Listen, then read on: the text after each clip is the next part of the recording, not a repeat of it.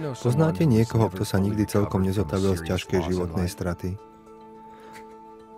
Alebo traumatického zážitku? A keď si vezmeme váš každodenný život, pochybujete niekedy o sebe. Máte negatívne myšlienky, bezdôvodné obavy, rozrušenia, alebo sa správate iracionálne. Bolestivé zážitky z našej minulosti majú na nás a na naše terajšie správanie jednoznačne vplyv. Ale do akej miery? A prečo? Čo spôsobuje, že mysel sa odkláňa od racionálneho myslenia alebo správania? Týmto sa zaoberá Dianetika. Mysel zaznamenáva všetko, čo sa vám udialo v každom okamihu života. Každý pohľad, každý zvuk, každú chuť, vôňu, bolesť, emóciu, dotyk, všetko. Tieto záznamy tvoria tzv. Časovú stopu, nepretržitý záznam všetkých zážitkov nahromadených počas života. Mysel používa tieto informácie, aby robila rozhodnutie a riešila problémy týkajúce sa vášho prežitia. Čím sú jej rozhodnutia lepšie, tým lepšie je vaše prežitie. Väčšina z týchto údajov je uložená v analytickej mysli. To je tá časť mysle, ktorá rozmýšľa, pamätá si a kalkuluje.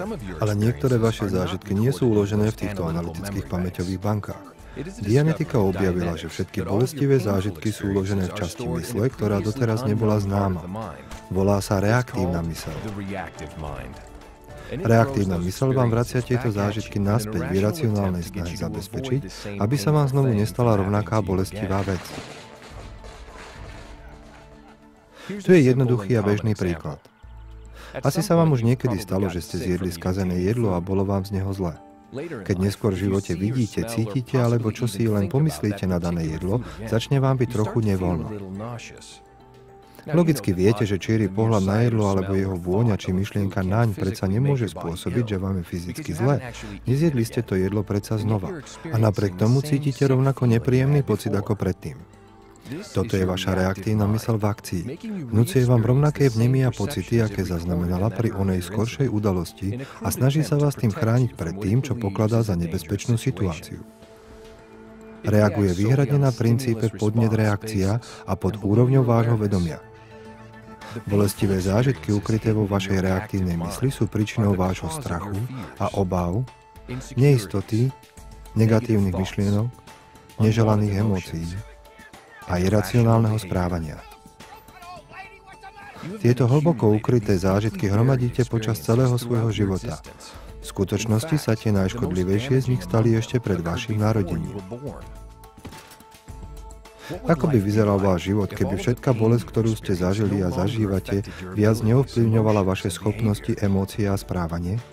Mysleli by ste racionálne a správali by ste sa racionálne a v súvislosti so svojím prežívaním by ste robili tie najlepšie rozhodnutia. Boli by ste schopní naplno využívať svoju predstavivosť a kreativitu.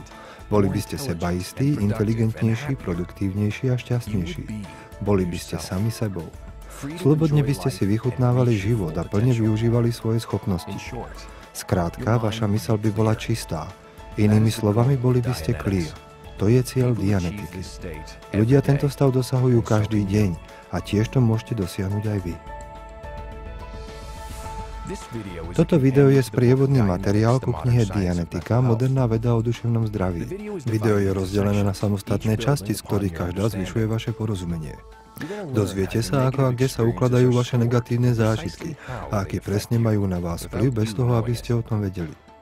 Dianetika navyše obsahuje technológiu, ktorá vám umožňuje nájsť tieto skryté udalosti a vrátiť ich v podobe spomienok do vášho plného vedomia, čo vás oslobodzuje od ich negatívneho vplyvu. Toto video vám presne ukáže, ako to urobiť. Ale skôr, než sa naučíte tento postup, je dôležité, aby ste porozumeli niekoľkým veciam o mysli a tým aj o živote samotnom. Napríklad, čo robí život? Pozrite sa na steblo trávy, ktoré si prerazilo svoju cestu skrz škáru v chodníku. Čo robí? A čo to má spoločné s každou živou bytosťou? Vrátane vás? Na to, čo skoro prídete.